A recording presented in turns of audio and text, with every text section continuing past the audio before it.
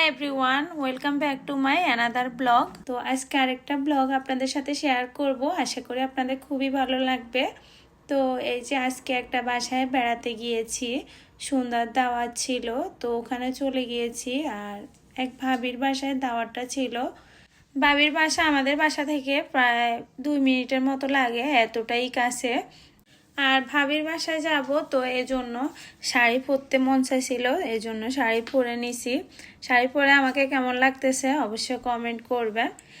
এই যে আমি পাশেই ছিলাম, কিন্তু যেতে যেতে লেট হয়ে গেছিল। এই যে সবাই নাস্তা করে নিছে, এখানে হচ্ছে পুডিং আর হচ্ছে পাস্তা। তো এই যে ভাবির এটা হচ্ছে ডাইনিং এবং কিচেন। তো এই যে সবাই মিলে গল্প করতেছিল আর আমি একটু ভিডিও করে নিছি।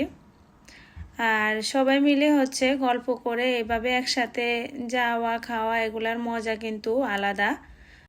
যাওয়ার পরে আমরা অনেকক্ষণ গল্প করলাম সব ভাবিরা মিলে। এরপর ভাবি বলল যে সবাইকে খাবার দিয়ে দিতে। তো উনি দেখেন কতগুলা আয়োজন করেছে, মাশাল্লাহ খাবারগুলা কিন্তু অসম্ভব টেস্ট হয়েছিল।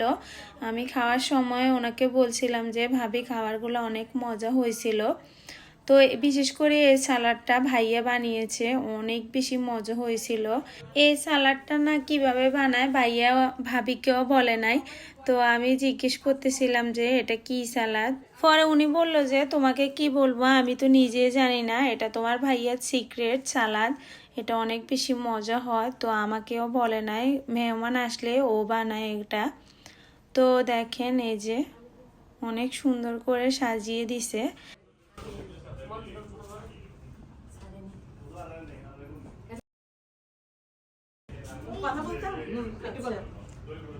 এখানে হচ্ছে এখানে হচ্ছে মাছ দিয়ে শিমের বিচি আর গার্ডেনের বেগুন। এখানে হচ্ছে শিম ফ্রাই।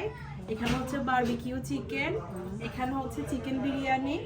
এখানেও সেম বারবিকিউ চিকেন। আর এখানে হচ্ছে ডিমের কোরমা। আর এখানে হচ্ছে বিফ রেজালা। আর এখানে হচ্ছে আমার হাজবেন্ডের স্পেশাল সালাদ।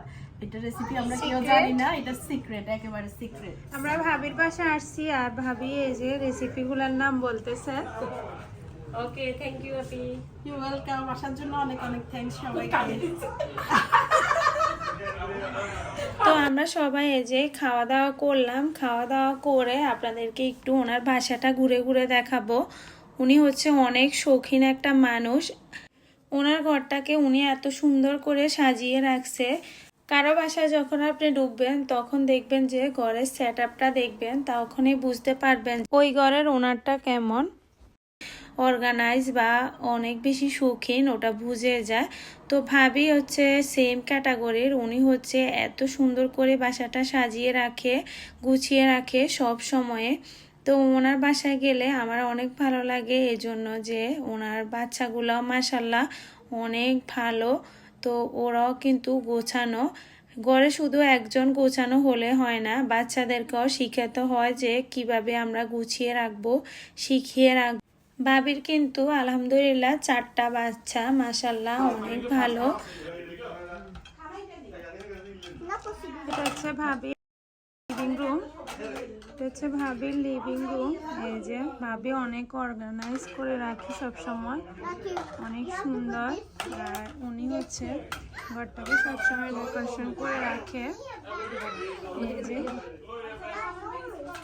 আপনারা এই যে এখানে ক্যান্ডি রাখা আছে।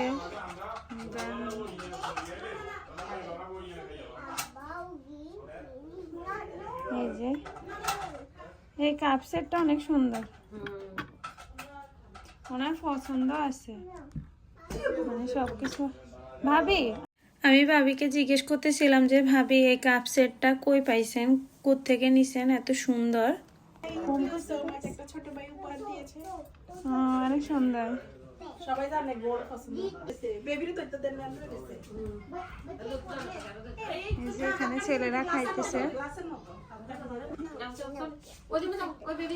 আজকে বাসার পাশে ভাবির বাসায় ঘুরতে আসছি, মন চাইছিল একটু ঘুরতে, তো চলে আসলাম ওনাদের বাসায়।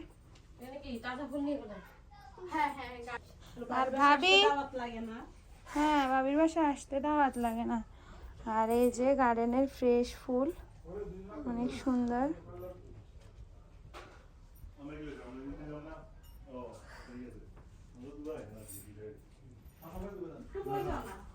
এটা হচ্ছে ওয়াটার ফাউন্টেন।